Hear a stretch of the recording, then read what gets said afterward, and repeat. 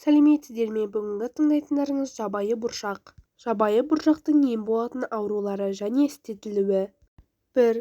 Жедел, созылмалы жел қыз қоздырған буын қабынуға, буын ісіп ауырғанға.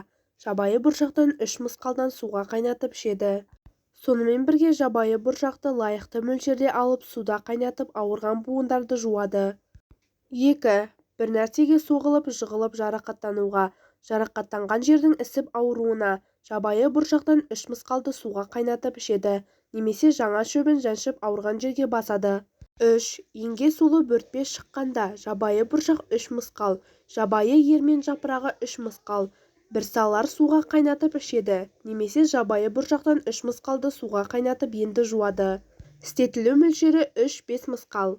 Сіздердің тыңдағандарыңыз көрнекті дәрігер, медицина ғылымдарының кандидаты, құрмет орденінің иегері, ұлттық ғылым академиясының профессоры, шипалы емдеу орталығының директоры.